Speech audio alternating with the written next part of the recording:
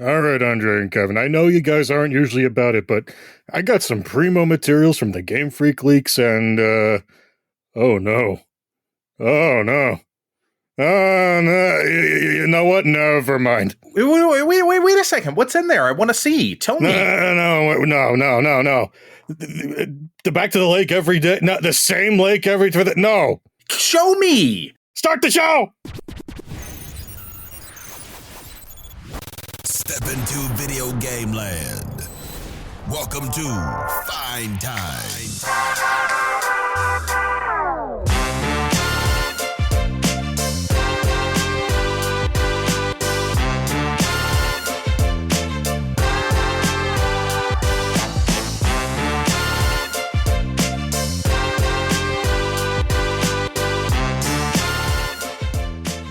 Hello, party people. It's your boy Dre. Hello, spoopy people. Kevin, do you feel spoopy today?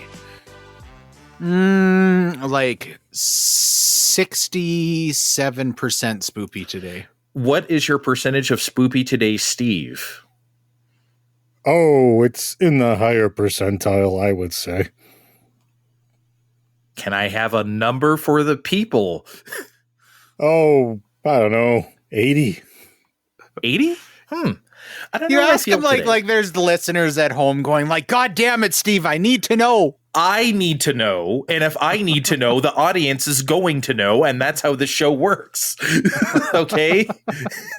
what my whims and desires are foisted upon the audience. I thought you guys knew this already. Good. Well, I'm glad we don't have any dummies at home sitting like assuming high percentile is Steve is only at a 60 spoopy today. I don't know. Like when I hear like high percentile, I think like 97% or something like that. I think like super high, personally. See, I would have assumed like 80 to 100. So 80 is on the lower end, but sure. Okay. I mean, I'm not the guy that's sticking out the sign that says, I don't celebrate Halloween. Go away. What kind of grouch, what kind of absolute misanthrope do you have to be? Like, Halloween is great, man. Probably one of those ladies that keeps coming to my door every few weeks saying, man, have you heard about Jesus? And then I have to stand there with the dog with butter until going, yes, we have a Jesus. We know. Thanks. Go away. Do you guys have Halloween decorations up at your places? I do. So Okay, good. Yeah. On the street I live, it's pretty much all apartment buildings. So everyone has their window with like orange lights and shit or little, pumpkins and shit. Yeah. We get in the spirit around here. Good. Yeah. Okay. I guess we should talk. Did we all play spoopy games? Kevin, I know you did. It is a little more on like the Casper side of spoopy games, but I want to hear about yours first. I don't know. I was scared. Okay. Tell me all about it. Yeah, well, I mean, I was scared and I was feeling a little bit nostalgic because when October rolled around this year, do you guys remember when we very first started working on our previous creative endeavor? One of the very first things we all played was Luigi's Mansion 3. And it was right around this time of year. And I was just looking back fondly on that playthrough of Luigi's Mansion 3. And so I wanted to scratch that same itch. So I decided to pick up Luigi's Mansion 2 HD, which I completely ignored when it came out. I feel like October would have been the time to release that, not like July or whenever it was earlier this year. And I didn't know how, it was mostly because I wanted to scratch that itch, because I actually picked that game up on 3DS when it came out and I never finished it. And I couldn't really remember why I lost interest on it. And also, full disclosure, I have not finished it yet. I believe there are 5 mansions in that. Is that right, or is there 6? I do not remember. Do you remember, Steve? not offhand, no, sorry. Okay, I want to say there's 5, and I'm almost done the 3rd, so I'm a ways in, but I'm not done. And to be honest, it kind of like has felt like a slog to go and pick it up each time I go to play. So mostly what I'm going to be doing is bitching about this game. Preemptive warning. Can I say I played it on 3DS myself whenever I got a 3DS, Black Friday 2016, I think, and I tried it and I was like, I kind of felt the same way. I played like a couple of dungeons, couple of mansions, and I was like, I'm not feeling it. But I wondered if it was me, but I guess it's not me, because you feel the same way even after this revisit. Yeah. What about you, Steve? How do you remember your time playing that? Because you played it on 3DS, correct? Yeah, and I played it in 2014. I got it in 2013, but waited a year later, and I had a ball with it. But maybe I need to go back and be wrong too. We'll find out. Fuck, I was wrong about Luigi's Mansion 2. I was kind of wondering if it was just me. I went on Metacritic the other day, and I think like the original got like mid 80s, so it wasn't hated. But I think for me, number one, the biggest crime is like in multiple ways, it shits on the best part of the Luigi's Mansion formula. And that's the mansion exploring, like going through, exploring, finding interesting shit, working your way through it. And the biggest issue here is the mission structure. So if you're not familiar, even in each of the individual mansions, there are 5, quote unquote missions, and then kind of a final one where you fight a boss. And that's the prescribed structure for everyone. Each mission takes maybe like 15 to 30-ish minutes. And I think that was just a massive mistake because I feel like it throws such a wrench into the pacing. It's ruining my exploring. I'm finding cool new areas and making some progress. And then, all of a sudden, eGad's like, I got to fucking zap you into my pixelator thing and put you back into the menu screens and give you a ranking on your mission and then put you back at the start of the fucking mansion. And now, given you're going to probably go a different route through the mansion that time, but it just feels so jarring. Also, while I'm talking about eGad, holy fucking Christ, I wish he would shut the fuck up in this game. Oh my God. And like, I've never had a problem with it, but like he phones all the fucking time. He's like an obsessed psychotic ex-girlfriend. I really liked the Game Boy horror in the first, but you have the like fucking, I don't care enough to remember the name, the spooky DS, and I want to break it in half because he seems like he designs his calls to choreograph them to be as invasive and inconvenient as fucking possible. It's super annoying. That sounds awful. And I hate that shit. So if you hate it, then see, I don't remember that part of it. I was probably annoyed by that at the time. Either, but like it's like just literally to the point when I'm playing it, and it's worse near the start of the game, but where I'm like audibly being like, oh my fucking God, please stop. I'm trying to play the game. That's crazy. Yeah, it's frustrating. And second, I wish they did do one large mansion. I know they were trying to do something different here. I don't think this would have been as big of a deal without the mission structure. I would have been, okay with just exploring 5 mansions separately if I could have done them as a continuous gameplay loop in each. But both of these things on top of each other really compound this problem of like pacing and flow that I'm having.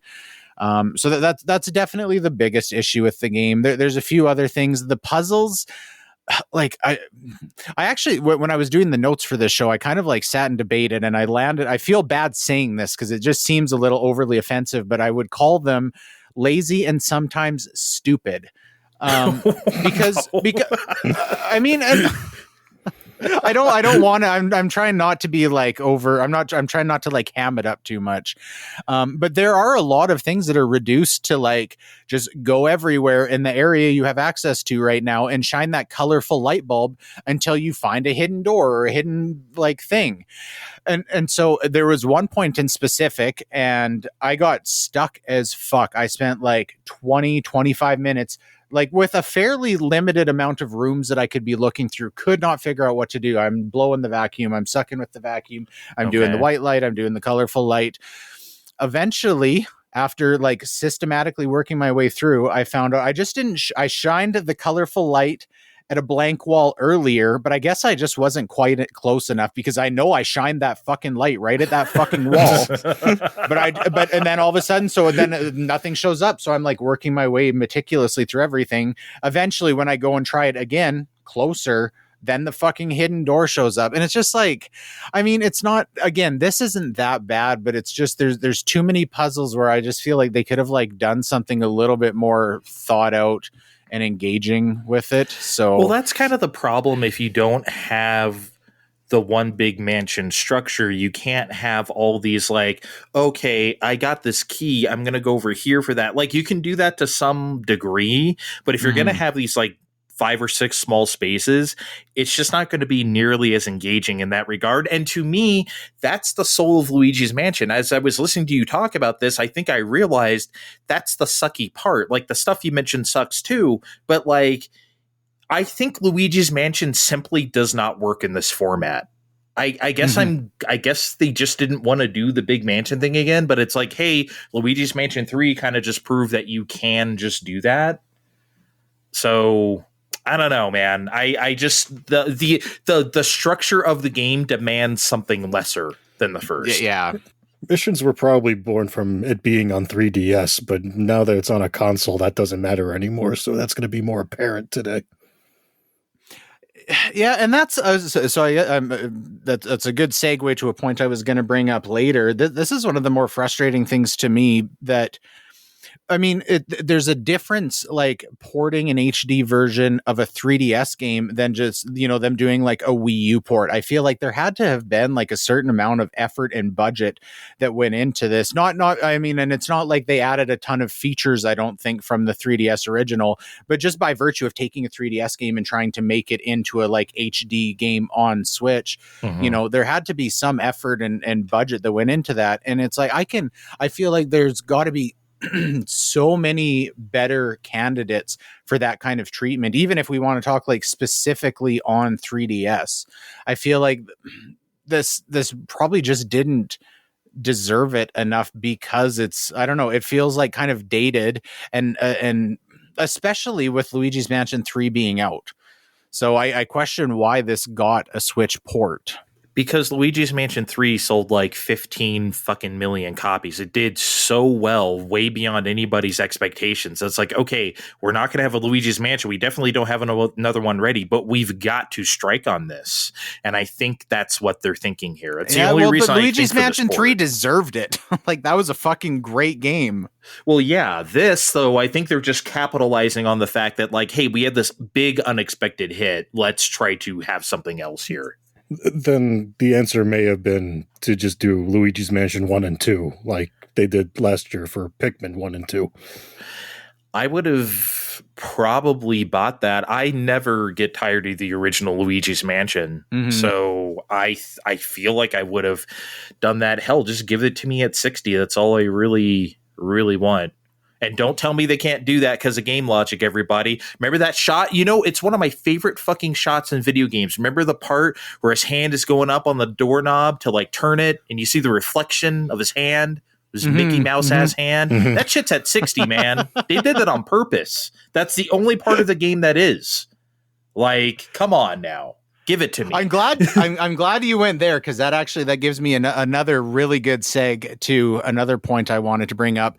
Now, this is almost my biggest critique, but I know it is like by far hands down my stupidest one. But this actually is like kind of sticking in my craw a little bit. You know how in the first one, when you pick up a key, you get that there's like a very specific sound effect. It's the and it's like really bouncy and good. You get like a weak ass little bitch ass chime when you pick up a key in this game, and every single fucking time I'm like, no, please, like I can hear it in my head, and I just want to experience. Now it's so insignificant that I actually don't remember if that sound effect was in number 3 if they brought it back, but it's like very clearly missed here. 3 has so much more going for it though that it's like, okay, if it doesn't have that, then like, okay. But like, man, yeah, it's interesting. If someone were to ask me what you thought of Luigi's Mansion 2 before we started the show here, I would have actually just said you would liked it because like everyone seems to, not everyone, but it seems to be well liked, and I just don't understand why. So yeah, and again, that's like to steal an Andreism, it's oh fucking K. Like I'm not hating my time as I'm playing this, it's not excruciating. The phone calls from EGAD get excessive for the most part. Like, it kind of is scratching that itch just from like that aesthetic. You know, all of these games I love, like just like Luigi's bright clothes and like, you know, the cartoony ghosts and the lighting and the like dark mansions and stuff. So it's I'm not hating playing it. It just feels very disappointing after playing 3, and it's made me appreciate 3 that much more, because 3 really did address like every single one of these issues, other than maybe the key picking up sound effect. I think if 3 had, and maybe this is a Switch problem, but I think if 3 had better lighting and environments, it's not that it's bad, it's just that that's the strength of the original game, is that the light, it's some of the most perfect lighting I've ever seen, real time and baked. Right? I feel like if 3 had that, it would be like absolutely stupendous. Maybe we'll have to wait till 2050 for a remaster or something. But like, but yeah, 3 is a pretty good game, and I've never understood why people like 2. I guess Steve did.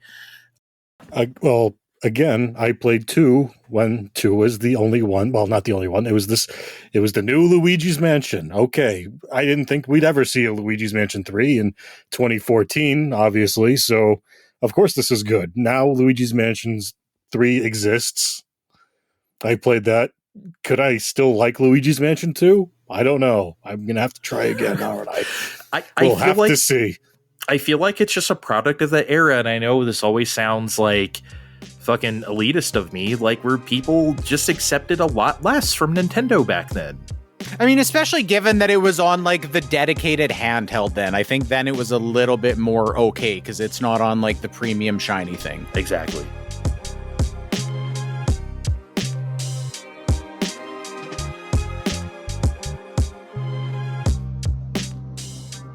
I think I'm Luigi'd out, but I got some unrelated tidbits. First of all, I have an admission to make. I'm a sick freak, and I have no self-restraint. Last show, we talked about the Alarmo. I think we all just kind of made fun of it. And then all of a sudden, the morning after we recorded, I got this like massive pit in my stomach, whereas like I kind of need to have an Alarmo. I don't know why, but just because it's like, you know, it's like rounded and bright red, and it's got a little Mario that runs back and forth. My first thought was, you know, I thought to myself, first of all, I'll get it and I will review the alarms for Fine Time. Then we can use it for a tax write-off for all of our vast expenses for Fine Time and all the taxes we pay, etc. Yeah. But the problem also is that I wake up very early in the morning, and if you know, Mario was like jumping, hitting blocks or whatever the fuck, well, my wife is still supposed to be sleeping for another 2.5 hours. She would cut my dick off. So there is no alarm review. I'm not, this is literally a $100, like just timepiece that will sit on my desk so I can watch Mario run back and forth occasionally. Hey, it might be a good paperweight too. Yeah, well, if I have papers to wait, it's fucking right here. So I love that he said it's round and red. That was what your monkey brain did. Ooh, it's round and red. the thing on top lights up different colors. It's round and red. Oh man, it's gotta be mine. And to be honest, it really got me where like in the days before it was coming, like I had the tracking number from Nintendo, so I would go and be like, oh, it's in Richmond today. Like, when's it going to be here? When's it going to be here? Oh, it left the sorting center in Edmonton. And then the day it got here, as soon as I was done work, I'm like, well, I got to run down to the post office, wife, because, maybe we have something important. I really wanted my round red alarm clock. So that's the thing. Yeah. Hey, look, I just got a new phone. Okay. I did the same thing. Oh, it's in West Sacramento. Oh, we're getting close, right? Yeah. So, a phone is a little bit more justifiable than this thing. I'm literally just going to find out what time it is on. Andre's going to use the phone. I am a sick man sometimes. So, also one other little tidbit, and I just thought this was interesting. So just yesterday I was at the thrift store, and I talked about Mario, Mario Kart Live home circuit back when it came out. And I found another Mario. I wish it was a Luigi, so I would have had one of each, but I found a Mario for only $3. It was a little broken, so I spent some time this morning with some clamps and some super glue. I've got it in nice shape, works just fine. And so me and the kids earlier today set up a track in the basement and raced both the Mario Karts against each other. It was a fucking disaster. Oh my God. Because, well, for one, we used like, because the kids are like, well, we need to build a physical track. So they use these little things that they make forts out of. So they're just high enough that you can get the carts high centered. And when you have two carts like bashing into each other around the track, it was carnage. Wow. Maybe somebody with a bigger space and more experience racers to play with might have had less problems. But if anybody has been waiting like 2 years for the multiplayer review of Mario Kart Live Home Circuit, not great at my house, but your mileage may vary. Excellent 3-minute review of Mario Kart Live. I forgot that. I always forget what it's called. Mario Kart Live. I forgot that's what the name was. Yeah, I had to literally Google it the other day when we were talking about it because I couldn't remember either. So, well, remember, I want to say like 10-ish years ago, they made those actual Mario Kart RC cars. Where you had like Mario or Yoshi or Luigi. And I always wanted one of those, even though I was like out on Nintendo at that time, because like growing up, I loved RC cars. I loved them shit. So that was like one of my favorite things to play with. So I'm like, oh man, I would love a little Toad RC car, but I never did get one. I've got a few of those too, but again, always from the thrift store, never with the controller. So lots of paperweights around. They don't use I'm sure it was before the era where they use like a smartphone app or something, or. Oh yeah, I'm sure they don't. Yeah. DIY something for them RCs. I don't know. I've never like thought about it that much. I'm sure if you like figured out what the band is, and maybe I don't know if you have maybe. Yeah, I don't know. It's definitely possible, but I haven't got up the vigor to think too hard about it yet. All right, Steve, who should go next? I know what you're gonna. You know what? I'll go last. I never go last. I feel I want to go last. Like on DMX, God bless his soul, he used to, whenever he was on songs with two or more people, he would always want to go last for some reason. He always wanted the last verse. I don't know why, but I'm pulling a DMX today. Steve, you go next. Okay. Nothing, Kevin. Nothing. He gives me nothing. It's definitely not how DMX would have answered that question. He's not channeling his inner DMX for sure. I mean, God, like that's why you're going middle this week, Steve. Yeah, that's why you're going second. You are not DMX. Okay. I don't have time to dissect all of that right now. Give me his poor therapist this week when he walks in and he's like I could afford a real existential crisis. I am not DMX. He has the same haircut though as DMX. He's got that guy, I guess. All right, folks, I'm giving our podcast a good old existential crisis this week because I played Bayonetta Origins, Cereza, and the Lost Demon. Ooh, scary. Oh, no, run for the hills. I do remember when this was announced and both of you guys like shit talked it hardcore, so I'm especially interested to see how this comes why, out. though. Yeah. Well, yes. Why don't we start off with a nice little preamble for everyone at home? You might remember, if you were following us this whole time, the tail end of our first year where me and Andre were excited as shit to have Bayonetta 3 come out. We were going to have our own Bayonetta 3 post-game episode teed up, only to have to come on here and go, well, it was fucking K, but everyone was very, very confused as to what kind of game they were making. And also the frame rate was, very kind of shitty. The frame rate was a suggestion, definitely not a target. And if you were listening to us back then, hey, thanks a bunch. Yeah, thanks. And if not, you should have seen our faces when Kevin, as he just said, when at the Game Awards, they called this, not this game, Bayonetta 3 Action Game of the Year. You know, when TMNT Shredder's Revenge was right fucking there, pouring its little heart out. I think I texted you in all caps, "Get completely the fuck out of here." I believe those were my words. It was something like that. and it was very obvious that they did that as a very flimsy segue to show off this game.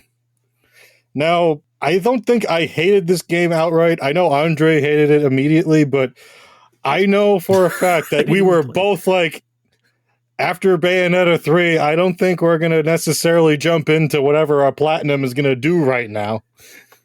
And we didn't. And after Babylon's, don't forget about Babylon's Fall. Like, they were coming off a string of like stuff where I'm like, guys, I don't know what you're doing right now. And we didn't. It came out that March or April, and we did not play it. And, you know, without a discount, I sure didn't. Andre definitely didn't. And then one day earlier this year, or it might have been last year even, Woot. Yeah, there's a website called Woot. And they were out there, hey, here it is for $25. That was enough to have me shrug my shoulders and go, yeah, all right, fine. That's enough. I guess I'll buy it for that. Hold on. Is this to insinuate you have a physical copy of this game? Yeah. Oh, boy. Okay. Okay, so Origins. Well, yeah, it's in the title, but you are playing as a 10 to 12-year-old Cereza before she is fully realized all her witchy powers as the Bayonetta. I am sorry to ruin the first game for everyone who has not played Bayonetta 1. The Bayonetta. You will be going through a very deliberately told story. That means it's going to take a while to get going, but it's very beautifully told. There's a very good narrator in this game of Cereza wanting to impress her maternal figurehead by going to the fairy forest as beckoned by a boy in her dream who promises her power if she goes in there in the fairy forest and finds the doodads and brings them to a special place. What could possibly go wrong, you guys? Oh, no. But I know what Andre really wants to talk about. The performance. Please, tell me about it. It's a special occasion. I'm happy to talk about the performance right now because I'm waiting. I've been waiting almost 3 years of this show for this. Please, give it to me. We I know I don't normally want to talk about it, but we have to for this game. We have to. Give it to me. Because even I was complaining about it for 3. Here goes. Most of the time, the game is going to run at a locked 30. Much like Astral Chain. Except when you go to, forgive my pronunciation, the Tyrannogs. Think like the Alfheim or Muspelheims of 1 and 2, where you go in the separate rooms and you do challenges and fight a lot of shit. Then it's going to be 60 FPS, baby! What? So you're telling me general gameplay is 30, but when you go into the little challenges, it's 60? Well, it's not just little challenges. It's they call them these distinct areas, but there's a lot of these things. So, but that's gotta be jarring for you going back to the 30 sections, I would assume then, hey? Because I know for me, I'm not real frame rate sensitive, but going back and forth, that's like fucking Splatoon. When you're in the hub, shit like that. Yes. It's not as jarring as, say, when Echoes of Wisdom is just taking a shit. I don't know, man. That Splatoon lobby, I can't go back. I don't want to go. Once I leave the lobby, I don't want to go back my entire session. Like, it's just like, oh, no. Get me out of here, please. Look, the game's pretty. I think it can get away with it. But, okay. We got that out of the way. We're finally started. We're told a lot of story. What are we doing? Because, like I said, Cereza's still figuring everything out, and they are playing this straight. She's 10 to 12 years old. It's a few hundred years ago. She does not have guns, or swords, or claws, or anything else we've come to associate with the series. Rodin's not sitting up there with his chessboard or with his records or anything that's going to be anything that's given her a weapon. So how do we fight the denizens of the fairy forest? And there are a lot of them. Well, she does summon a lost demon into her stuffed cat that she dubs Cheshire. Yes, Andre, it's the same cat that Viola used in her segments of Bayonetta 3. Oh, boy. And he's going to be our muscle for the game. He's controlled with the right stick, and he does rudimentary attacks and combos with ZR, while Cereza controls with the left stick and can bind enemies in place with Witch Time and some such with ZL. Sounds a little like rub your tummy, pat your head, right? That feels a little... It can be, but you honestly kind of figure it out fairly quickly. But they both physically move independently. This isn't like twin stick shootery. They move independently, but they do have a hug mode where you like bring it and you will get separated out doing different shit. Like, okay, Cheshire, come back, and you're like hugging her, and like you're kind of limited on what he does at that point, but you're one entity at that point, and then you can split them back apart again. Seems fucking wild. You do need to do the hugging anyway, because Cheshire's unable to die. He's immortal, but he does have a power meter that goes down and reverts him back to doll form when he gets hit too much, or if you just fuck around too much. You can't just go around mashing buttons in the air or at nothing, getting blocked all the time. Otherwise, he is going to go back to the doll form. Are you saying, hold on. Are you saying there's like some sort of hidden meter where if he's not doing damage or not doing anything, it just kind of zoop goes back to you? Well, it's not hidden. You do see it on the screen. It's right there. You can see it. And it's like blood. As long as you're getting hits in, it's not going to go down too fast. You just can't go swinging at nothing. But he regains his power by, like I said, you go back for huggy times with little Cereza. Oh, how cute. But, you still got to keep an eye on everybody because Cereza is very mortal and she can die. Actually, I didn't die too much. Maybe because I'm good. I don't know. Wow. You notice, Kevin, he loves to do this. He loves to just randomly flex on fools for no reason. Now he's flexing on us. that was like a massive humble brag for sure. Yeah, like he's just like hashtag humble brag. You probably will die a lot. Actually, I didn't, but moving on. Yeah, just like hashtag humble brag over fucking the Bayonetta side game. Like, geez, man. No, this is actually probably one of those times where everyone's going to come in and say, actually, this is the bitch easy game. If you died at all, it would have been very embarrassing. All right, sure. And somebody's already ordered Steve's gravestone that said "didn't die very often in Bayonetta Origins." Fuck. But this is a good time to mention, while we are very boy crazy in the fairy forest, this is a more leisurely affair through the forest, separated into areas to visit and revisit, with stuff to find, and occasional fairy groups to just pop out and ambush, or ones that you can just get the jump on if you find them in places. And then, there's the Tyrannogs that keep popping up, and a lot of them are optional, but you should really just do all the ones you can find because it just makes the map clearer to read. It's not the level-based game we're used to this whole time. And I don't know, somewhere I'm doing all this, and then it fucking dawns on me. Audrey, remember back in the Bayonetta 3 episode when it turned out that they were trying to make some kind of ill-advised open world thing, with Bayonetta, and then we got to play the leftovers of that when that didn't work out? Yeah, Bayonetta 3 was supposed to be some sort of open world multiverse thing, and then it's like, hey, let's actually just make a Bayonetta game, and you can tell that's what happened. Like, this actually feels like the game they should have tried testing that concept with, release this game first, and then they should have came out with this fully fledged concept of what they wanted for Bayonetta 3 later. I guess this doesn't sound terrible. I just don't. It's hard for me to trust right now. That's all. It's hard for me to trust. And I guess that was the scary part of this game for me. Finding out the thing that I was scared to confront was very good. And, also finding out that, retroactively answering last week's question, what a follow-up to a Zelda-led game could be like, because I don't know, I'm still attached to, having that Dark Nut thing where... You and the fucking Dark Nut, man. You and the Dark Nut. This was actually a lot of fun. I couldn't put it down till it was over, and then it was over. I'm like, oh, now I'm kind of a little sad.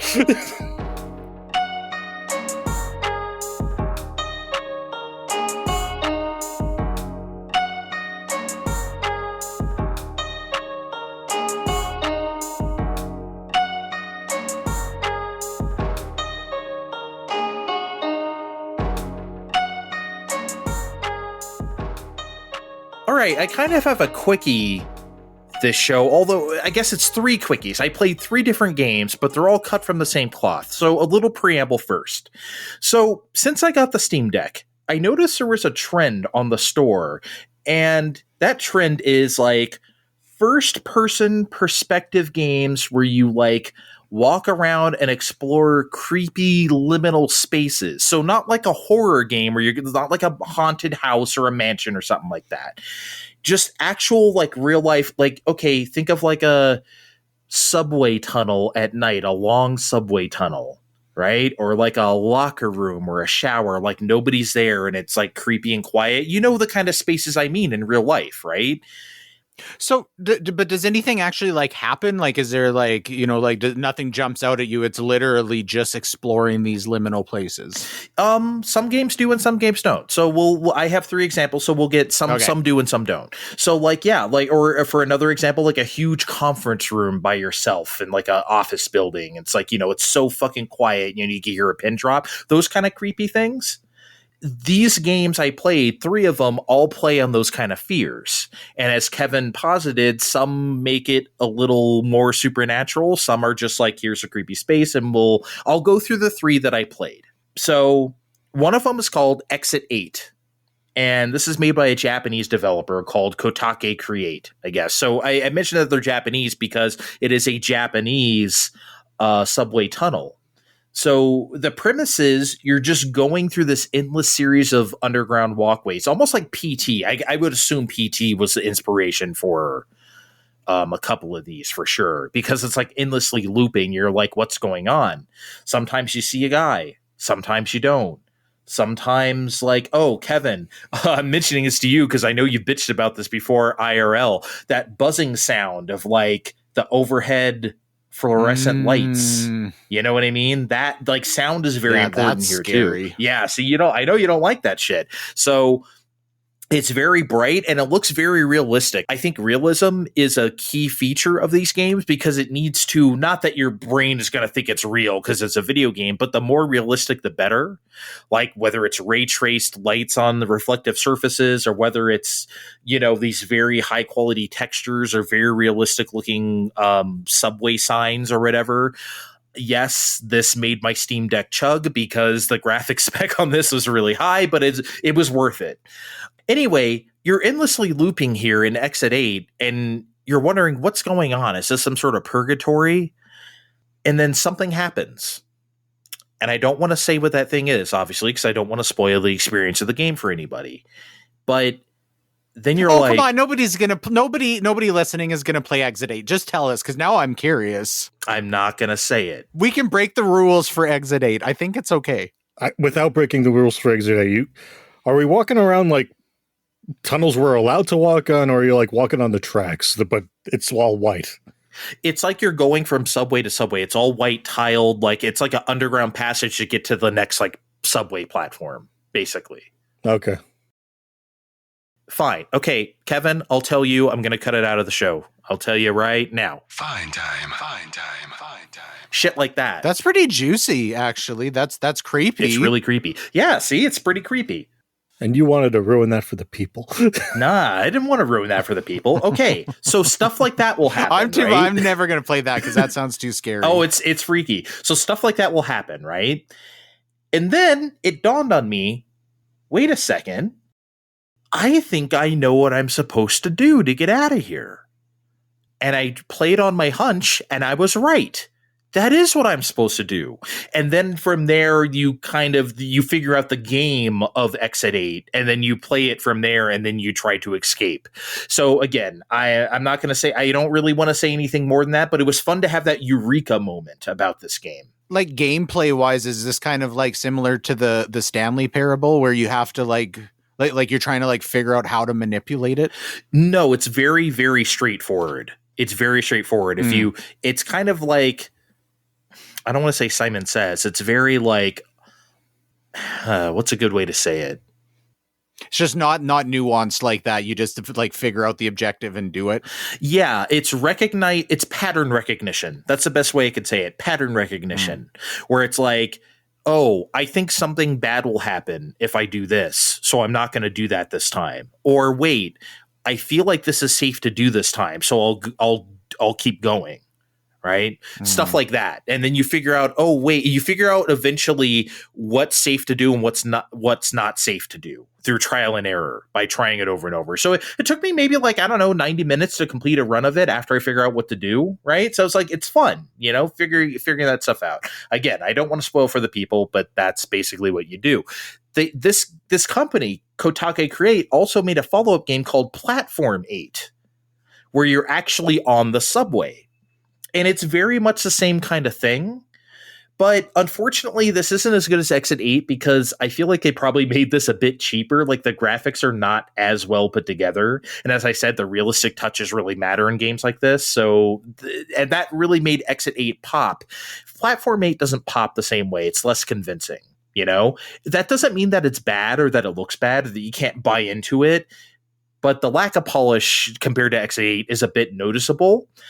Again, the game itself, it's kind of the same thing as Exit 8. It's pattern recognition. Oh, I should do this. I should not do this. But Platform 8 had a few more scares that actually kind of freaked me out. I can tell you about one of them. Again, I don't want to tell the people, but okay, here we go. Fine time. Whoa! See, sounds freaky, huh? Sounds freaky. That's freaky. Yeah. It's pretty interesting. But yeah, not much to say about Platform 8. Kind of the same thing as Exit 8, but you're on a platform. The third game I want to talk about is called Pools. And I bet you can guess what the motif is from the title. Billiards, obviously. It's a maze game featuring the creepiest, most surreal series of pools and pool rooms and stuff you've ever seen. And I personally kind of have experience with this sort of, because when I saw Pools on the store, when I saw the screenshots, it reminded me of dreams I would have in my teens and well into my mid-20s, where I would really be in rooms like this that would be tinted green, that would be tiled, and maybe not pools, but maybe they'd be bathrooms, sinks or locker rooms, I'd see rows of showers or whatever. Or even toilets or urinals, that kind of space, right? But it'd be all jumbled up. It'd be if you were oh, I'm going to make my own bathroom in Animal Crossing. You just put the toilets and sinks and urinals all over the fucking place and made it creepy. It's almost like that. Almost like a weird tiled room randomizer. But this is more about the pools. Yeah. I've totally had that actually. When you were talking about the concept, I thought this seems very dream-esque. I've had dreams where you go underground in a mall and there's a super weird pool down there. Yeah. Sorry, I'm just sitting here trying to imagine Andre playing a game themed around water on purpose. Dude, it's creepy. And Kevin, when you go in, you've had these dreams. When you go in those, totally, yeah. When you go in the pools in these games, it's really murky and weird, and you're oh God, is something gonna eat me? Is something gonna Jesus Christ, But here's the thing, and this is why Pools is different from Exit 8 and Platform 8. Pools is just straight up a maze game. You're just trying to find the exit.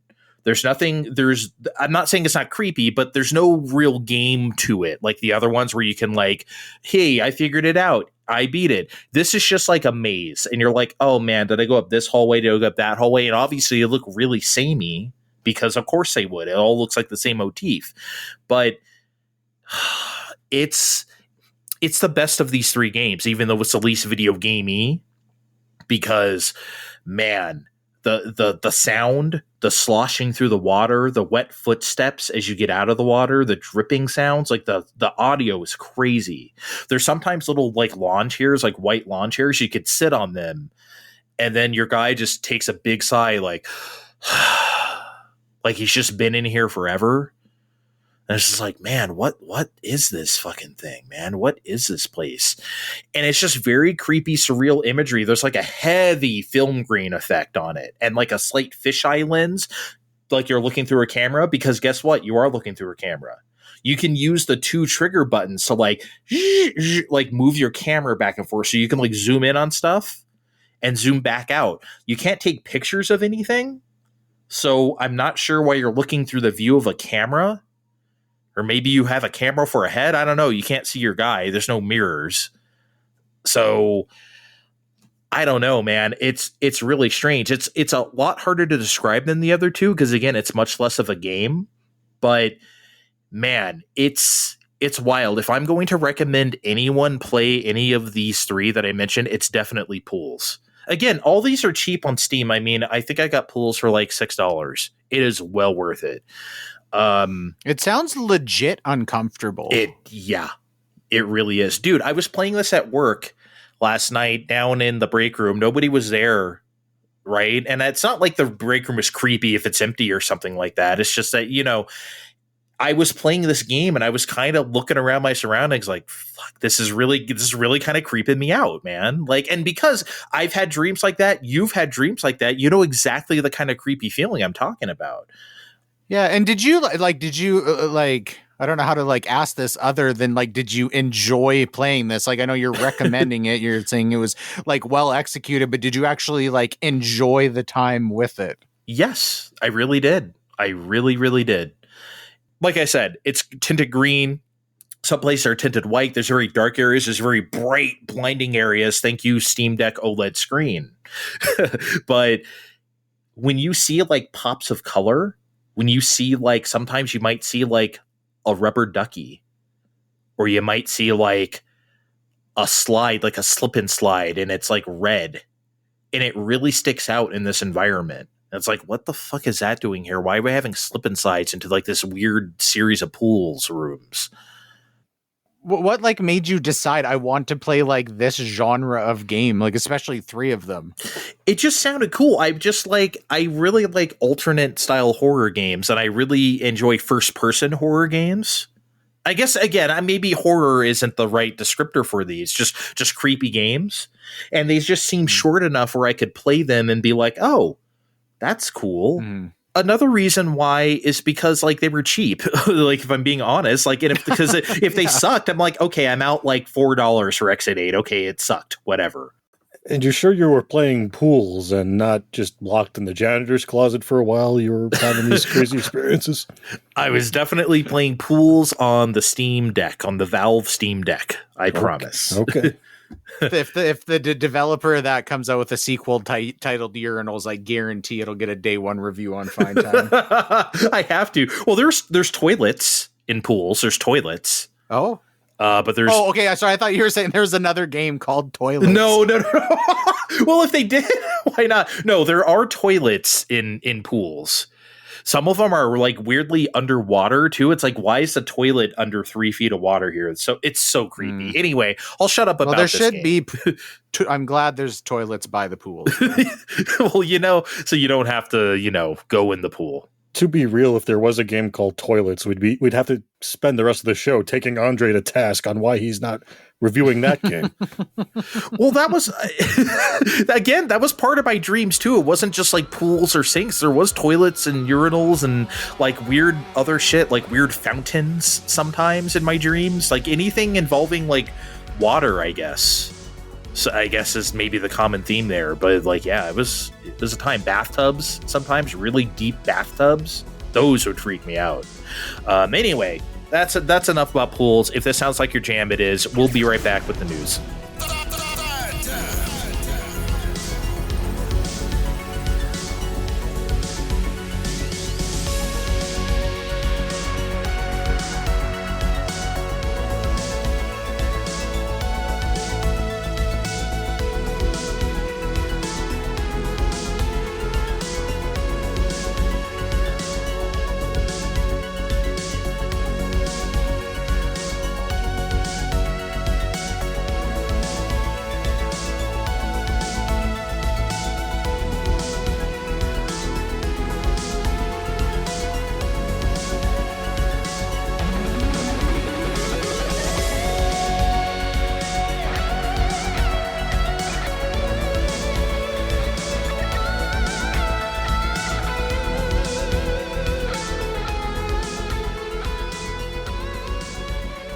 All right, we're back.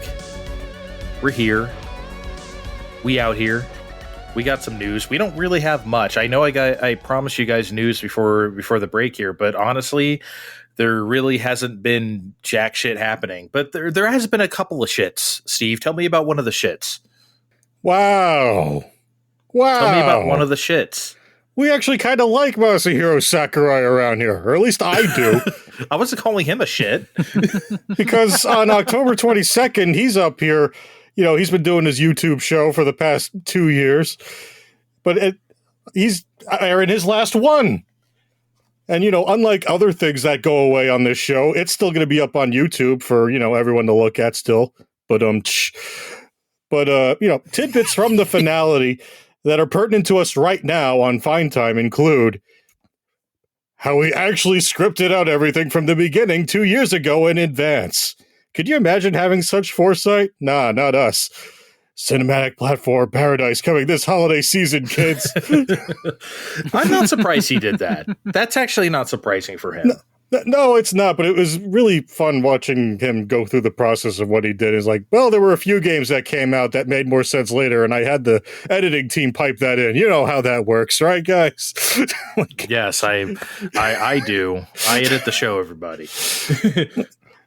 But more importantly, this time gap to create such a YouTube endeavor came from an unusual gap caused from being hired onto a new game, but not having said team in place for a new game yet, which is a very unusual occurrence in this industry, according to him. Huh. Okay. Now, let's be real. There's a 98% chance that this game is Smash Ultimate Deluxe or Smash 6. And a 1% chance of it being the Kid Icarus Uprising remaster that he kept looking at the camera saying, man, oh gee, oh whiz, wouldn't it be great if someone was making this? Hang on to our next topic for why that might be the case anymore. But what else could it possibly be? So we're giving a 0% chance to Meteos. Or 0%? I mean... You want to make Meteos too? Yes, dude. That's my favorite puzzle game of all time. Yes. Meteos is pretty great. It's incredible. That game, I don't have time to talk about. Maybe I do have time to talk about Meteos. This is my fucking podcast, after all. We can talk about whatever the fuck we want. Steve, this is your podcast. You have had a few rants on Meteos. I haven't played it before. What? Actually. Best falling blocks puzzle game of all time. Ever. Okay, I'll try and make the time. That's all I can say. Surely Absolute you can best. archive it somewhere. Okay, might have to dust off the old R4 card. Yeah. You might want to play that on an actual DS. I think that's why it's well, besides the fact that no one gives a fuck. I think that's the reason why it's never been ported around. No one can. Sorry, I don't mean to make this a Meteos segment. I guess the obvious question is what's left for Smash? What are they going to do? They did everything. I understand that Smash Ultimate was really just everyone is here. Plus a few new things, and here's our Ultimate Smash game. But what can he do beyond that? You can't have 140 characters now, or can you? Like, how much more ridiculous? You're not saying you you think Smash is done, though, are you? Like, you think that like they've had the grand finale, and Nintendo's willing to just drop it? Smash is not done, but it's never going to be this again. It's going to be a significantly different game. Almost like, I don't know, a Street Fighter 3 or like a paradigm shifter, you know, like something that's just way, way different from the previous thing. It has to be, because I don't see how they can continue to keep doing this, Steve. I honestly think that Smash Ultimate Deluxe just include everything with a handful of more people is like the most obvious thing to do. But if they're not doing that, then they're going paradigm shift. And I don't know what that looks like yet, obviously. No one does. It's almost a little scary because we all saw how well Ultimate did. In my mind, I'm just not seeing it. I can see what's next for Mario Kart, right? Or I can see what's next for a lot of things. I don't know what they can do with Smash. I feel like it's reached its apex. Maybe I'm wrong. I feel like it's just so hard to like take like the core essence of the fighting in Smash and like try and like alter what that is to you know, I mean, they can definitely change you know, how we're doing like the campaign mode or whatever, but I mean like the actual core gameplay to like do a like actual paradigm shift. I don't even know how you would go about that. without having like a fucking massive uproar. Then maybe it shouldn't be done. I'm okay if we don't have a Smash game again. We already have Ultimate. I think it's the last Smash game any of us need, unless they make another one. I've got to say, I think that's a fucking hot take. Why? I just don't like what's left. I mean, I get where you're coming from. I don't think I'm positive Nintendo doesn't want Smash to end. And I don't think, okay, just like imagine the discussions that would be going on if we go like 10 years from today and there's been no Smash. You know what I mean? Like people would be like pretty rattled about that. They'll get over it. There hasn't been an F-Zero in 20 years. Like nobody, I mean, I'm not saying nobody cares. I'm just saying it's like different. Nobody. Okay, it's different, right? But like there hasn't been a good Star Fox in 20 years, right? There hasn't. Hey. I don't know, man. It's just like, what? Are you going to cape up for like Star Fox Command or not Command? What's it called? Guard. Zero. Actually, I would, but that's not what we're doing this time. The only good thing to come out of Guard is Grippy Toad. That's about it. I don't know, man. Okay, I'll put it this way. What do you think's more likely? Kid Icarus or he's actually working on a new Smash this suddenly? I don't know if it's that suddenly. The Ultimate came out 2018. It's about almost that time where they would announce a new one with a new system if they ever fucking announced it, which is like another fucking problem around now. Yeah, we don't know what that is. Okay, well, if Sakurai doesn't have a team in place, it sounds like there are some rooms at Bandai Namco where he could probably fill those teams from. So let me explain. According to a recent report from Bloomberg, Bandai Namco has sent around 200 out of 1,300 employees to expulsion rooms, also known as, and I'm going to give a shot at pronouncing this, and Andre can tell me why I'm wrong, Oidashi Beya. Pretty good. Okay. How would you have said it? Pretty much like that. Oidashi Beya. Okay. That's about it. All right. All right, I'm doing okay. So apparently this is a practice that takes place specifically due to Japanese labor laws and the difficulty in having layoffs. So these expulsion rooms are specific areas meant to cause extreme boredom or shame to push employees into accepting severance deals. Apparently, at the time of the story, nearly 100 employees have already resigned. Bandai has disputed these claims. However, it sounds like the use of these rooms isn't really acceptable to be made public in Japan. So the dispute is to be expected if they're doing it. And apparently, I've never heard of this. Sega was successfully sued for this practice in 2001, but the news didn't really hit the Western news cycle at the time. Have you guys heard of that? I did not hear that. I never heard of that, but I'm remembering around a decade ago when Konami put Hideo Kojima in a similar situation where, sequestered away from the rest of his team, not allowed to make a lot of decisions. So I guess time's a circle, huh? You know who they also did that to? They did it to Iga. They had him. They didn't like sequester him, but they made him work on mobile games and made him work. They tried. They basically shoved them out of there. So so. I feel like at least Kojima's expulsion room probably had like really comfy leather chairs and stuff like that, I think, because they know it's going to get out eventually. Am I wrong?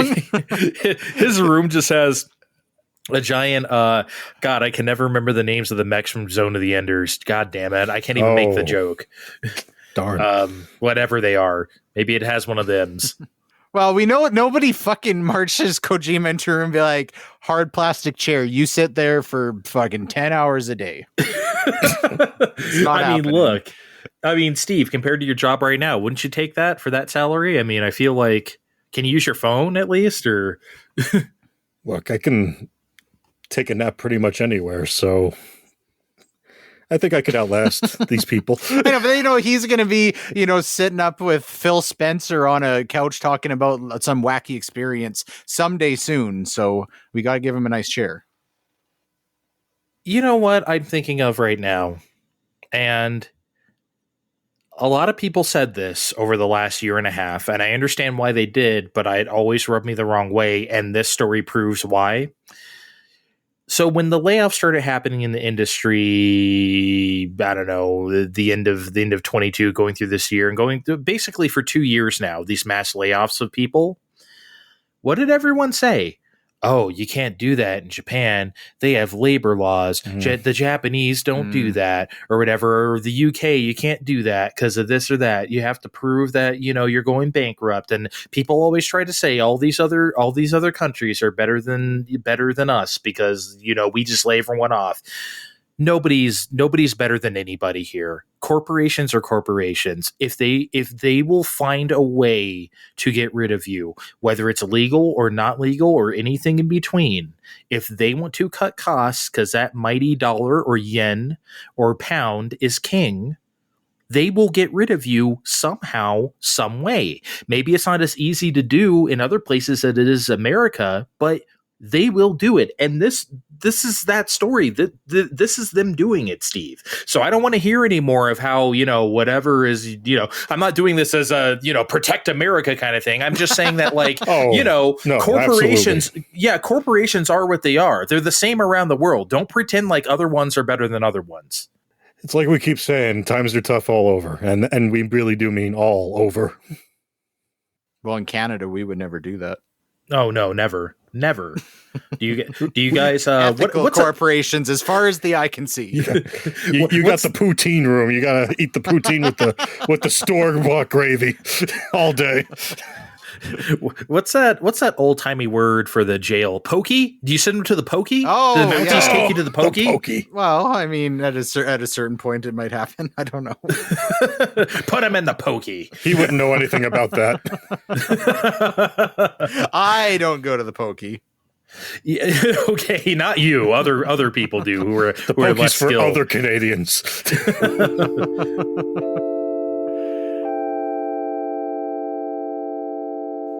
All right, you know what? Fuck the news. You know what the real news is around here? You guys had another weird fast food item that you ate that I did not eat, and I want to be regaled with stories about it. So Andre's Steve, got his ear to the streets. He knows what the real news is. Yeah, the real news. So you guys had the Addams Family Burger King menu. I don't really know anything that's on this menu, except that there's a Whopper with a purple bun, and that was enough for me to be like, nope, besides the fact that I don't like Burger King. Even if I did, I'd be like, nah, I don't care. Whoa, 2 hot takes in one show. Steve, Kevin, tell the people about your experience with the Addams Family Burger King meal. Before we get too far into it, I need to say, far and away, Burger King tried much harder with all of this than Wendy's did with their SpongeBob bullshit. Okay. This is the Wednesday Whopper. If you want to get a side of onion rings, it's Things Rings. Yeah, it's just onion rings in the thing, but they're trying over here. You could get Gomez churro fries or Morticia, kooky shake. Get it? Because it's cookies and they're kooky, and they tried. Attempts were made to be on theme here. They didn't. We didn't just throw things that we had already in the restaurant into the thing and call it a day. Attempts were made at Burger King to have a theme here. So just for that, they already won. Let's move on to the next segment. No, just kidding. We got to tell them. Now that you said the other items, though, that sounds a lot more appealing. I just saw the purple burger, Kevin. I was like, no. Well, unfortunately, as A, I have diabetes, and B, I was literally on my way to a fairly major medical appointment as we had this meal. I didn't get to indulge in the churro fries or the shake, so I'll have to leave that up to Steve. Okay, but let's tell the people about the burger, because you were very insistent this time. You were feeling left out of all these other endeavors. I am eating this fucking shit. I don't care if I shit purple for weeks. I'm trying this. I'm like, okay, geez. There was never a barrier of entry, Kevin. Just try a thing. You could be in the segments. Christ. This man was upset we left him out of the Oreo Coke, but it's like, you literally just heard him say he had diabetes, and we wanted him to include. Okay, no. Let's let the people in on the real story here. Oh my God.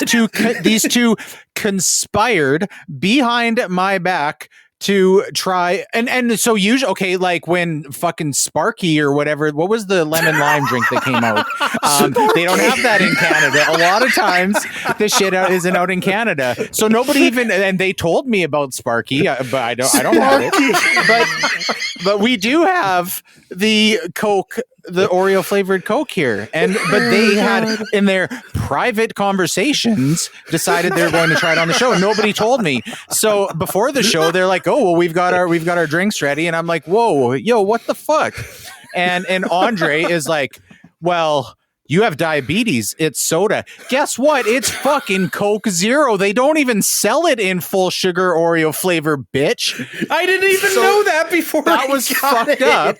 I just thought I got the one at the store because it was like, okay, this is the only one. It's better than nothing. I didn't know that's the only way it came. Fucked up, you guys. Also, you should know. I would take a little shot in the diabetes gut for the show. I would at least sip on a full sugar pop, but when I'm not invited, obviously I didn't know not. you were gonna feel so this way. in out of my frustration for these guys, like the day after, I went and purposely fully found the Coca-Cola flavored Oreos, and I ate them by myself, and it didn't feel very good, but I did it. Were they any good? I'm not going to review them for the show. So. Wow, that was a personal experience that was for me and me alone. Holy shit! Listen to this guy right now. Okay, you know what? That's fine. You know why? Because Steve gave me the heads up that he was doing the Addams Family Burger King thing, so he has redeemed himself. Andre still kind of on the food shit list. Wow, dude. I mean, okay, but I'm just saying, like, this isn't a show with two husky gentlemen and one skinny fit guy, right? I'm No. like, I'm in the fucking club. You're in the club. So we have glasses and beards. We are podcasters. No. Okay. We did now. Are we ready to actually review the things now? Because yes, let's do it. Oh my God. I needed to get that out. I feel not to be too inside baseball, but people at home, we're promised this today. Yeah, I know. I've been holding this in for weeks, and it's nice to let go of it. So yes, we can move on.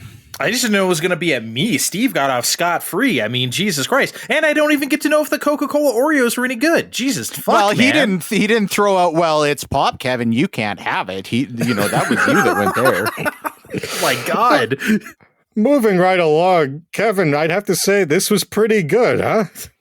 This was pretty fucking good. Yeah, the burger. I was a little hesitant because I remember being a kid when they came out with purple ketchup. So of course I'm like, Mom, we got to get the purple ketchup. And she bought it. And immediately I'm like, fuck. Like as soon as it was on my plate, like this isn't bright cherry purple. This is like gross purple. And I didn't really want to eat it. So then we just had to throw away a full bottle of purple ketchup. So I wasn't, how am I going to feel about this purple bun? But I felt good about it and it tasted nice. There's a bit of a reason for that, and it became apparent when I was pulling up to get mine. It says right on the menu, colored with purple potato. Like, we're using a real food for this one, not like when we put in crazy dyes for these other rolls with that when they did the other ones with a super red one for a Tabasco bun or a black one for a barbecue sauce. I remember the black bun. Oh, that was so weird. Yeah. But they're like, this is going to be, I wonder if this is just going to be like a potato roll, because I've had Terra Blue chips before. That's they make those with purple potatoes and they end up looking blue by the time they're done with that. That's why they call it that. Like it's a Whopper with bacon and Swiss on a potato roll that just happens to be purple. And I don't know how prominent potato rolls are everywhere you go, but burger on a potato roll is pretty good. I think the roll was very good. However, maybe I don't want to challenge you, but I think what really set that burger off, to be honest, was the Swiss. I've never had a Whopper with Swiss before, and the Swiss was like exactly the right choice for that burger. I thought the Swiss was okay. This is where I'm going to be a little snobby. I'm a little okay. What a surprise! Yeah, okay. You know why I'm a little snobby? You all know why. I got my smoker in the yard. We're approaching that time of year where I'm out there with real Jarlsberg. It's my own fault. I got way too much of that. So I'm like, I'm standing there with real Swiss and not, Sargentos from, wherever they got it from. Wow, we're gonna shit on Sargentos no, now? and they're good, but I'm like, that's not what's going to stand out for me in this burger. It's good, but I'm like, when I'm going back, it's for that purple bun, but it really can't be that anymore because like not even a week later when I'm thinking, man, it'd be good, another one of those purple Whoppers. You go on the app and they're saying purple bun might not be guaranteed. So now if you want one, you're pretty much taking your life into your hands because now you might just be getting a basic bitch bacon Swiss Whopper. I guess that's not bad, but that's not a Wednesday Whopper. This is a problem too, because despite Steve's warnings, my kids like really have it in their head. We need the Krabby Patties. We have to try Krabby Patties while they're around. And so last week, my wife was in town and she was like, I'm going to stop at Wendy's. What do you guys want? And of course, the kids are like, we really want the Krabby Patties. And they're still selling them, but they were sold out of the Krabby Patties at that time. They didn't have the materials. No. So I don't know.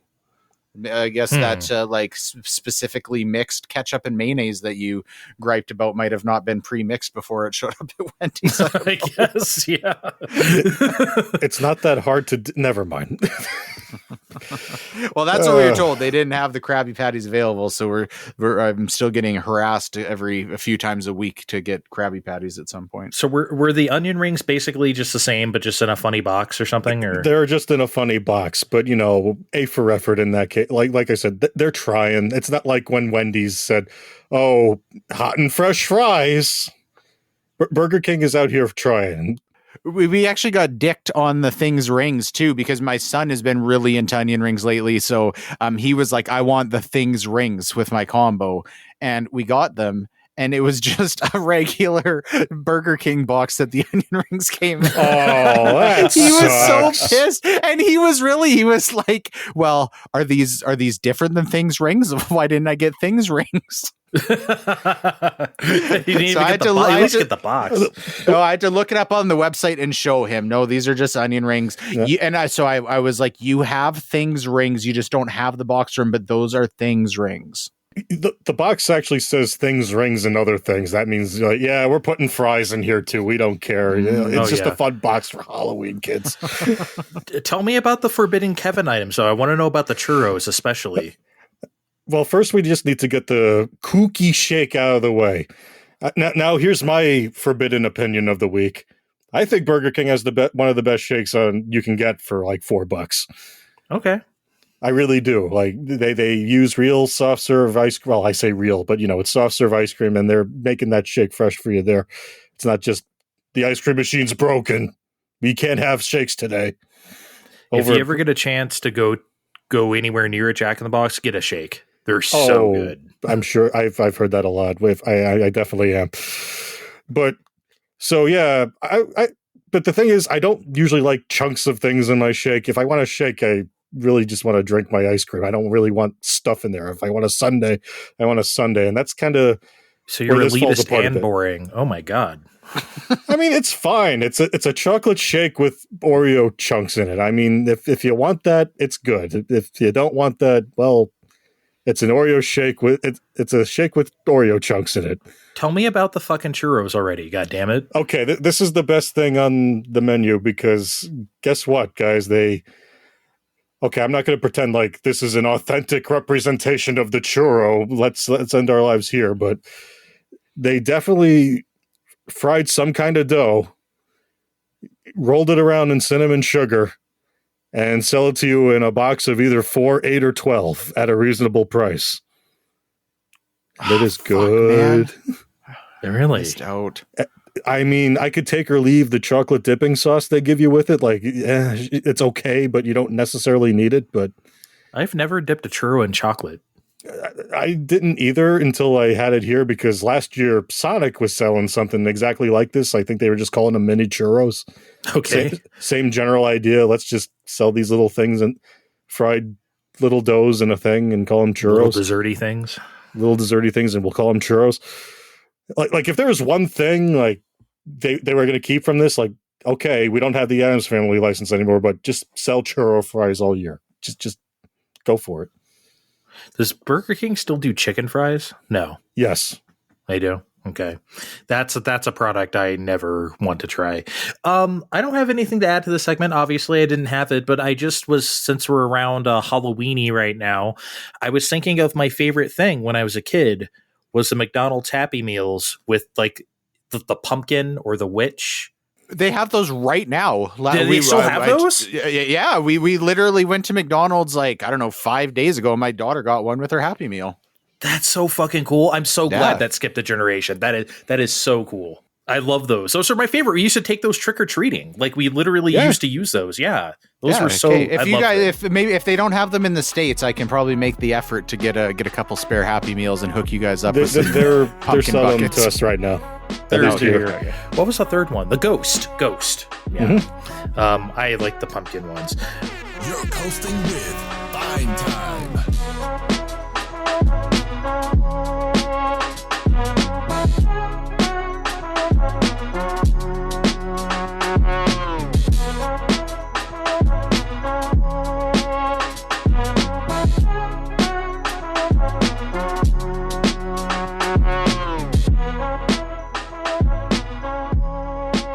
All right.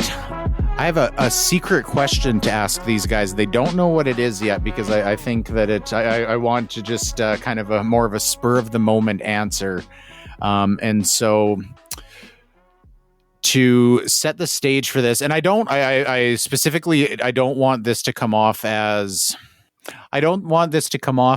overly jaded, but I do actually feel this way a lot of times when a celebrity dies, on Twitter, Facebook, wherever online.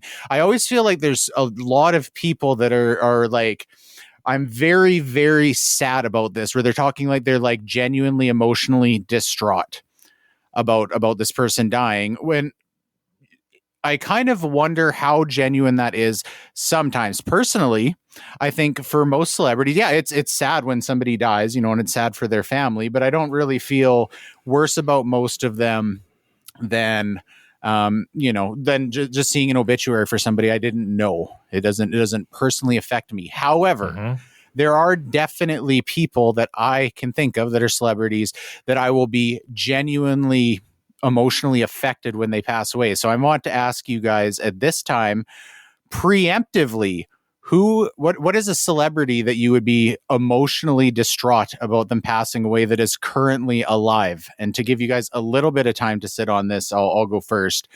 For me, it's definitely one is Conan O'Brien. I used to watch Conan every single night when I was in high school for years. Never Leno. I always tune in right at 10:30 because sometimes Leno had good musical guests, so I'd catch the musical guests on Leno, and then I'd watch Conan like religiously almost every night. And I think Conan like played a very major part in developing like what my humor is for the rest of my life. That was kind of a like formative comedy experience for me. And I think it's especially important because when I think of like what kind of comedy do I appreciate, the brand is definitely not like late night talk show, but Conan like very much transcends that. I think it's interesting when if anybody knows much about Conan, he really struggled in the first few years of his show. Yeah. And it's kind of like, well, he was really at risk of getting canceled for the first couple of years. It was shaky. I feel very strongly that just like Conan just fucking has it. And if he did get canceled, I think I am certain that he still would have like came back maybe in another format, but he was always like destined to be huge because he's just too good for the world to not embrace.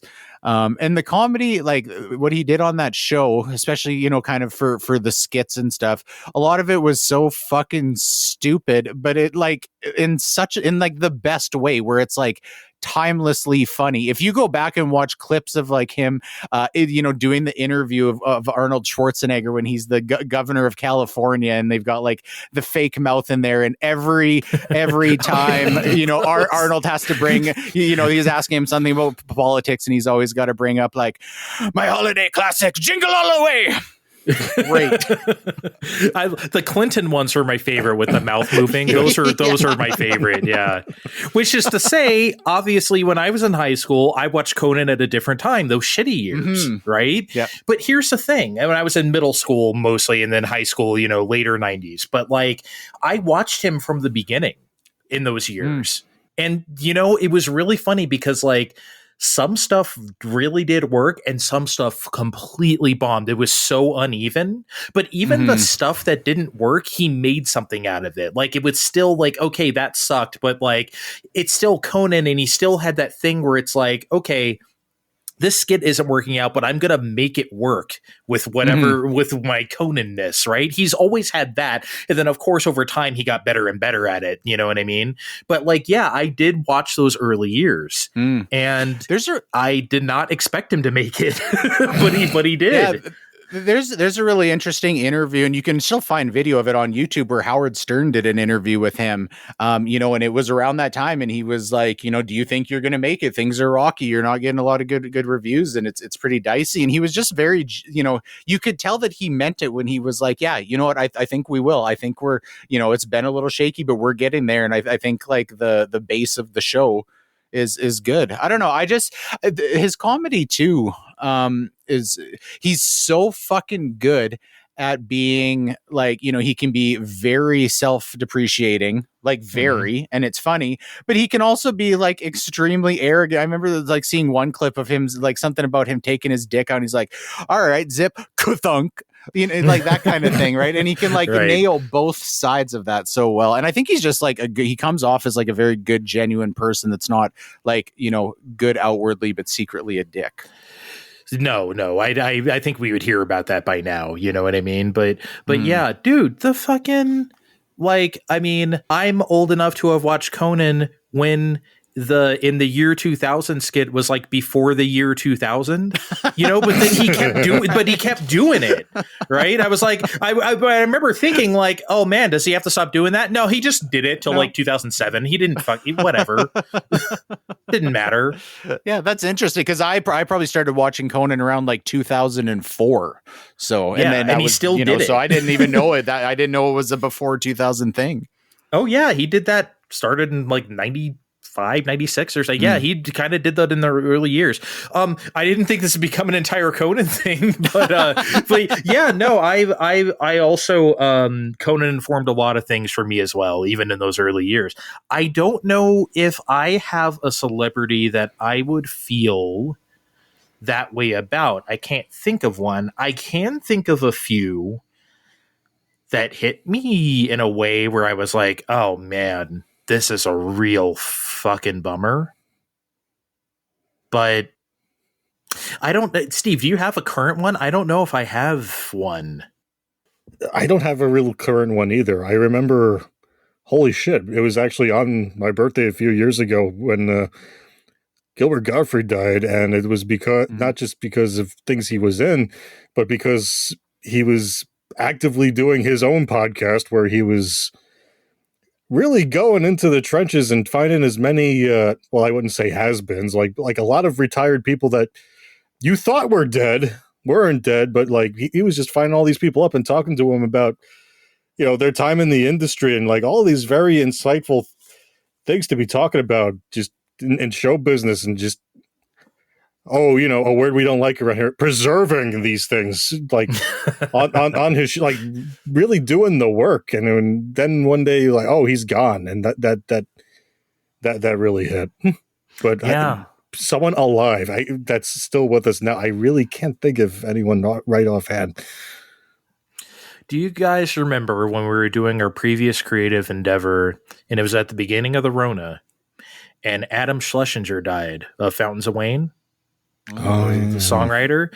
I remember you talking about it. Yeah, and that, I don't know if it was lockdown, if it was just the time period we were in or whatever.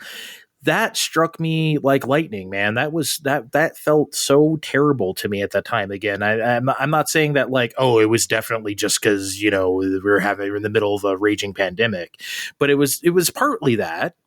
And like, coincidentally, the Mario Maker 2 course I had just made, I had named it after a Fountains of Wayne song, and then the guy croaks the next day. It was just weird. It was just a weird amount of, just a weird time, weird coincidence. When you had done a segment on the previous creative endeavor about a Fountains of Wayne album, and I'm sure that was before that. It was because of that. It was because of that. Okay. Because I remember you asked me what, like, if I want to listen to a Fountains of Wayne record, what should I? And I said Traffic and Weather. So yeah, it was because of that. But yeah, that's the last time I remember something really. I don't know if this is like celebrity. I think all of us, Satoru Iwata hit me like a ton of bricks. I mean, like, again, I fucking hated Nintendo at that time. Right. And even then I was still like, it was, I was, but yeah, I can't think of like a current one, Kevin. I don't know if there is one. Sometimes, I mean, I guess it's like a cliche, right? You don't know what you have till it's gone. So maybe I just don't know. If anybody dies and you express any remorse, we're going to call you a liar. So okay, fake tears, fake news. Yeah. Fine time. Andre and Kevin, are you ready to play the Name as Many Things on the Board as We Can game? Oh boy, am I. Will you not? Do you have to talk over every music cue? You ass! Every time I play something, you have to fucking... I thought it was fine for us to talk over the music. I didn't know it was. I apologize. I thought the music was here to accentuate what we're saying, not dominate us. Sorry. Oh my God! I will take this board right here and go home. Remember the first time we played this? He had to. It was like on purpose, almost. Like he had to say something over everyone. This is a very serious name as many things as you can in 45 seconds game. It's very serious. Right, do not talk over the music. Do not talk over it. I heard quite a bit of Andre talking over that one, but whatever. Okay. Call a guy out for not inviting you to review sugar-free soda, and this is what you get. No, it's sugar-free. Okay. As we can tell from the lack of reverence, I'm the one that came up with the thing that everyone has to name on the board this time. Okay. And because it's the spoopy season. Yes, it's still the spoopy season. And I like candy. Yes, we're doing another candy game. But it's all real candy this time. All these candies are real. I didn't make any of this shit up. We're going to do a real survey. 2019 children, so this is before the pandemic, they surveyed 1,000 children aged 5 to 17 about their favorite brands of candy that they were really looking forward to that Halloween. Okay. Now, I'm talking about candy brands they were able to name. So I don't want you people going, lollipops. I want you to come with me with, I need you to say Dum-Dums or Tootsie Pops. 2 failures each should be more than enough to get 10 of these guys. Can I ask before we start, are these predominantly American candies? These are candies everyone here has heard of. Okay. All right, let's populate the board. Who's going to go first, Kevin, me, or you? See, I'm not used to this. Should I go first since I've never been in this position? Yeah, you're the virgin. I think you should experience it. I feel like I'm just going to go basic bitch here. This has to be on here. And Steve, I'm going to say nerds. Are nerds on the board? No. Ooh. How can what? What happened to nerds? How can I get one wrong already? This is terrible. This is I'm batting 0. Yeah, you know what? I had already thought nerds before you said it, so I thought that was a shoo-in. Jesus Christ. Okay, Kevin. I feel like the go-to for the most part has to be candy bars. I'm like living in fear that I'm going to name a Canadian only that's just not known worldwide. I think one of the most popular is Snickers. Do you guys have Snickers in the States? We do have Snickers in the States, but do you think they're popular enough for kids 5 to 17 to want them? I'm not going to say Snickers based on that. What about Smarties? You're saying Smarties. I'm saying Smarties. Final answer. I'm locking it in. The children do not want Smarties. Yo, man, we're not gonna. Okay, fuck this. I don't think we have a choice. I'm going to. Excuse me. Okay, it has to be proper. Unless I make the sound, I cannot answer. Okay. Look, I have to say Snickers. I really don't know what else to do here. If Nerds and Smarties are not here, I'm gonna say Snickers, Steve. Snickers are on the board. Thank you, fucking But God. you If I like got both, pressured me like I was making a poor choice. he didn't do shit. I would have just said Snickers. He was like, do you really think that kids would want Snickers? I think you're making Snickers up a are number 4 on the board. Okay, number 4. All right, Kevin. Okay, well, I'm back on board with the chocolate bars then. I'm saying O. Henry. More like no Henry. Man, this is what gonna be the okay. fuck? Wow, I'm here It's by down myself to Andre already. to name 9 kinds of cat. I really thought you guys were going to nail this. We're not gonna do okay. I'm gonna stick candy bars because I don't really have any. I'm not gonna do anything else but that. Let's say Milky Way. No Milky Way. Steve, what did you just do to us? What happened? What happened? I'm gonna end this game as soon as possible. What the hell, you people? Now he's. I feel like I was at a regional disadvantage here. Original Okay, no. disadvantage what?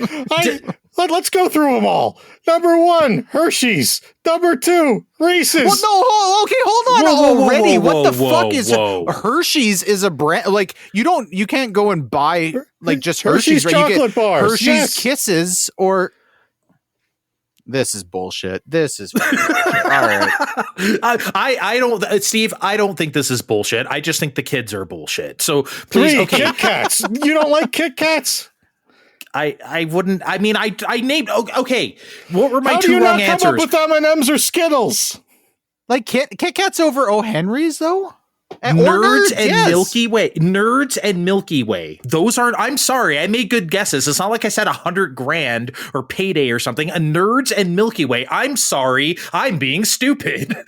Like Jesus Christ. How do you If not those come aren't up on with there, I don't know M&M's what or to say. Skittles? I didn't even get a fucking chance. Clearly, because we Wow. only had 2 misses. Don't act like we're stupid for saying, I'm sorry, I don't think Nerds or Milky Way are bad guesses. Sorry. Please. You can act like I'm dumb all you want, but you know what? Milky Way I would have probably guessed too, but Nerds is not a bad guess. Nerds is not. I'm sorry. no, I guess not. Yeah, okay, so shut up. Actually, don't shut up. Tell me the rest of the M&M's are going to be on there. M&M's will totally be on there. M&M's were number 5. You got Snickers at 4. M&M's were 5. Skittles were 6. Twix were 7. Starburst were 8. Sour Patch Kids at 9. Jolly Ranchers were 10. Those are all things I could like how many, those aren't obscure. It's not like I made fun of you guys last time for being, oh, you didn't get Harry Potter and the Sorcerer's Stone, you fucking idiots. What are you thinking about? I mean, Jesus Christ, man. I think Twix being on that list is insane. Like, who the Me fuck too. likes Twix? I like Twix, but I would have never said that. I do like Twix, so. I think it's just a matter of exposure. Like, what are kids getting every year? I can't believe we did so I don't bad. know. on I that. don't. Yeah, that was sucks. I pathetic. did not mean for that to be this way. I didn't make. We probably should have went to Skittles. Skittles seems like a shoe-in. I mean, shit. I mean, goddamn, that was harder than Kevin's 45-second topics, which obliterated us. Remember that? Oh my god, we couldn't even. I couldn't even name a 1 on one of them. Like Me that. either. This was tougher. This was actually tougher. No, you got 1 on this one. Okay, but like, my god, I'm still I not think over you. I'm still not over you saying Nerds is a bad. I mean, fuck off. No, okay? Nerds is a good guess. How dare you? You know what? I have much more faith in Kevin doing good in the game I explicitly designed for him on next show. Big teaser. Yeah, see, for this next is show. causing me like mad anxiety already. I don't like Kevin targeted games. These are designed to make me look stupid. I know it. He's trying to lure me into a false sense of security. No, I don't know. when I've done Kevin targeted games, I think they've worked out. What did I play with you? Capcom Titor Sega? I think you did all right on that. That was pretty. I did okay the first time, I guess. Yeah. I want something that is like designed to make me look smart.